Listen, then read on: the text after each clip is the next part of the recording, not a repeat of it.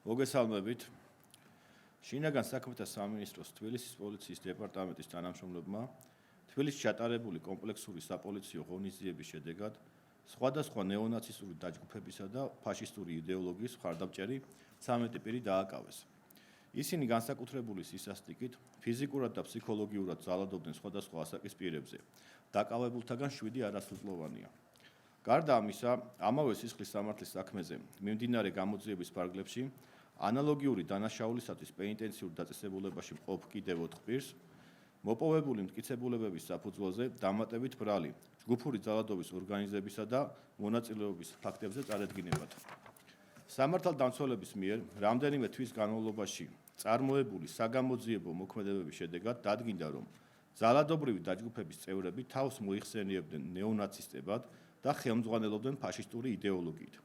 ცნობადობის მოხვეჭის, ფაშისტური იდეოლოგიის პოპულარიზაციისა და ნეონაცისტური ქსელის წარმომადგენლების გავლენების გაზრდის მიზნით ისინი რადიკალურ დამოუკიდებულებას იჩენდნენ მსხვერპლთა მიმართ და განსაკუთრებული სისასტიკით, სხვადასხვა ბლაგვით და ბასრისაგრის გამოყენებით, მათ შორის ხელკეტებითა და ეგრეთ წოდებული კასტეტებით ძალადობდნენ სამიზნე ობიექტებზე.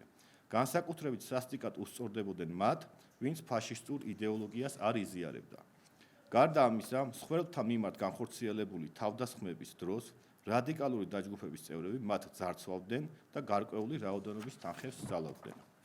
დაჯგუფებების წევრები მსხვერპლთა მიმართ განხორციელებული ძალადობის, წამების, ღირსების შემლახველი ქმედებების, ფიზიკური და ფსიქოლოგიური ზეწოლის ამსახველ ფოტო-ვიდეო მასალას მობილური ტელეფონით იღებდნენ და სხვადასხვა ინტერნეტ პლატფორმაზე მიზანმიმართულად აქვეყნებდნენ.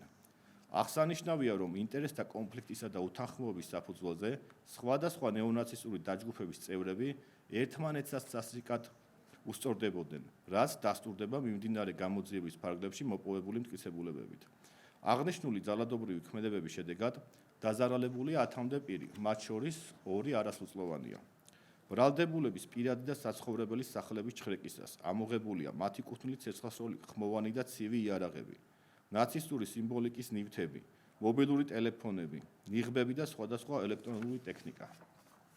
მომხდარ ფაქტზე გამოძიება სისხლის სამართლის კოდექსის 154 პრიმა 225, 178, 191 და 236 მუხლებით მიმდინარეობს, რაც წინასწარი შეცნობით არასრულწლოვანის მიმართ ჯგუფურად ჩადენილ წამებას, ცეცხლსროლი იარაღის მართლსაწინააღმდეგო შეძენა-შენახვა ტარებას, ძალადობის ორგანიზებას, ძარცვასა და გამოძალვას გულისხმობს.